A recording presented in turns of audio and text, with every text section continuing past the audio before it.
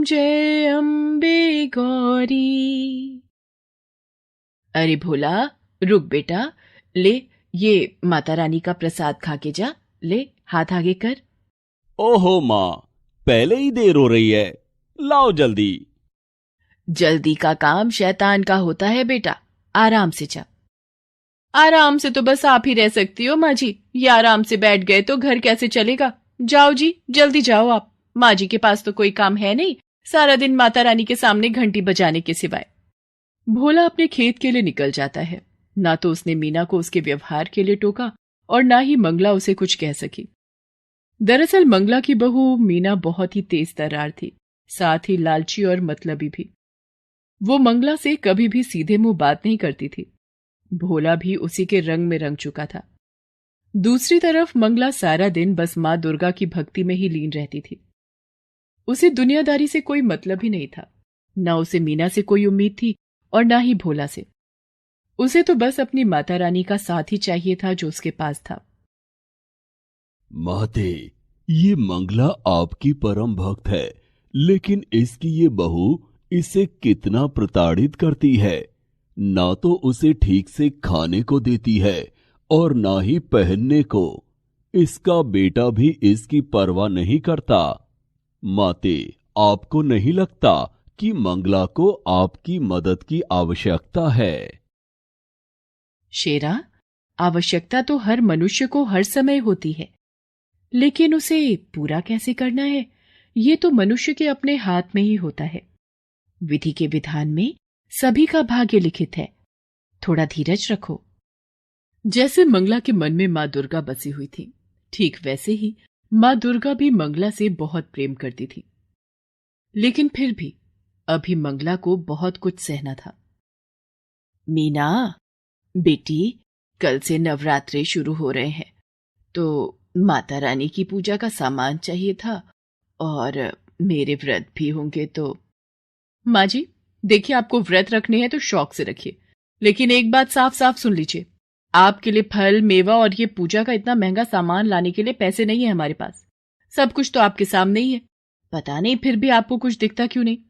ले दे के एक खेती तो है हमारे पास। बड़ी मुश्किल से इस बार चने की फसल कुछ ठीक ठाक हुई है, वो भी अभी पूरी तरह से तैयार नहीं है। अब आप ही बताइए कि पहले घर के जरूरी खर्च देखें या आपके ये सब नाटक। इतना कहकर मीना वहां से चली गई।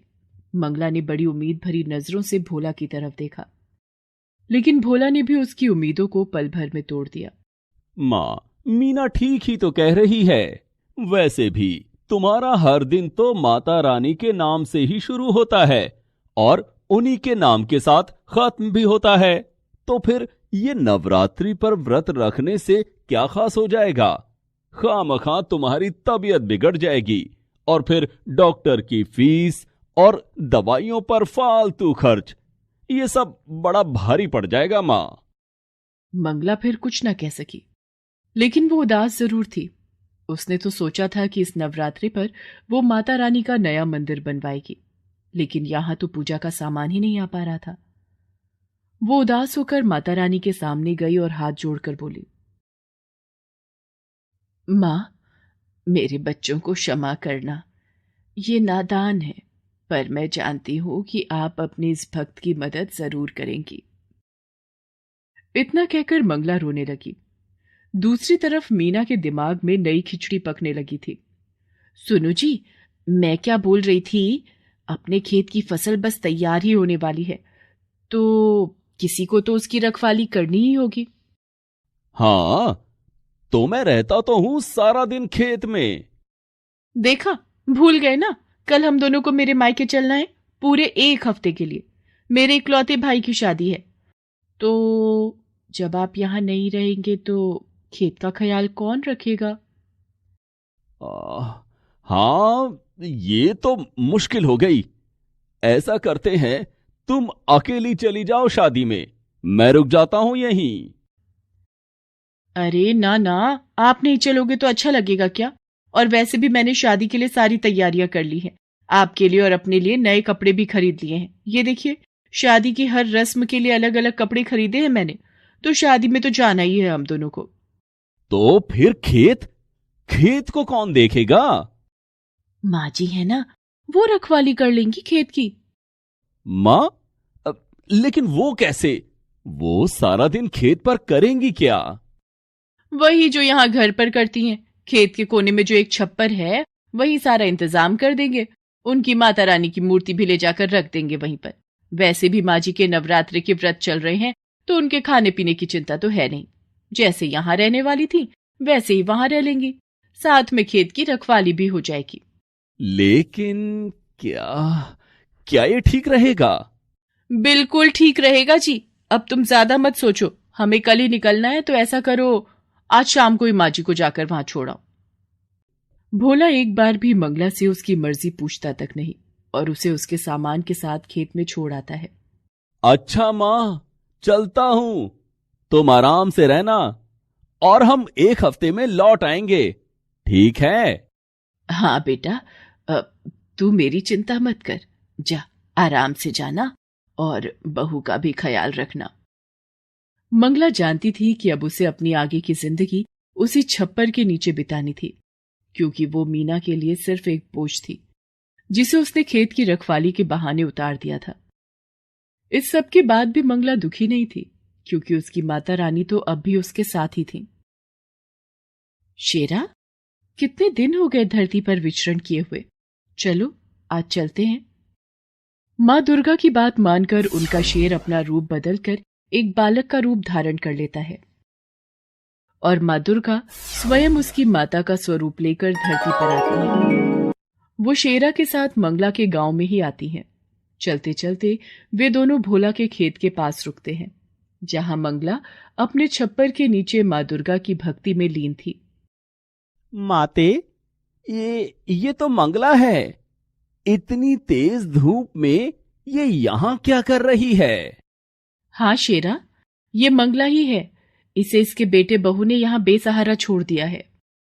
ओह, ये तो बिल्कुल अच्छा नहीं किया उन्होंने। माते, अब तो आपको इसकी मदद करनी ही चाहिए। माँ दुर्गा मुस्कुराकर शेरा की तरफ देखती हैं और फिर उसे अपने साथ चलने का इशारा करती हैं।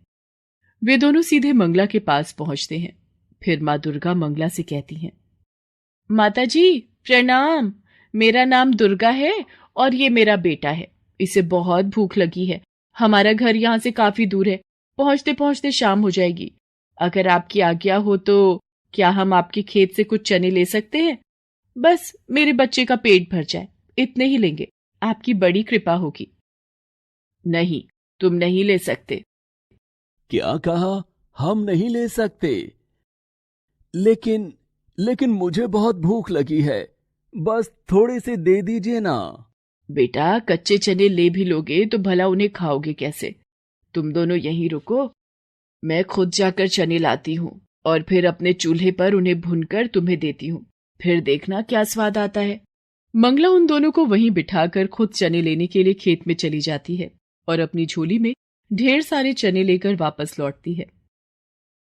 आप रहने दीजिए, अब इन्हें भूनिए मत, मेरा बेटा ऐसे ही खा लेगा। कमाल करती हो बेटी, ऐसे कैसे खा लेगा कच्चे चने? मैंने कहा ना, तुम बस कुछ देर रुको। बेटी, मुझ बुढ़िया के पास और तो कुछ है नहीं।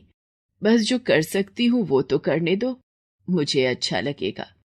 वैसे भी माता रानी के नवरात्रे चल रहे हैं और पता नहीं मैं कंजक पूजन कर भी पाऊंगी या नहीं। इस प्यारे से बच्चे और तुम्हें चने खिलाकर ही संतोष लेने दो मुझे। इसके बाद मंगला बड़े ही प्यार से अपने चूल्हे पर उन चनों को खूब अच्छे से भूनती है और फिर माँ दुर्गा और शेरा को खिलाती है। इसके बाद, धन्यवाद माता जी, आपके चनों का स्वाद मैं कभी नहीं भूलूंगी। इसके साथ ही माँ दुर्गा शेरा के साथ वहां से जाने लगती हैं।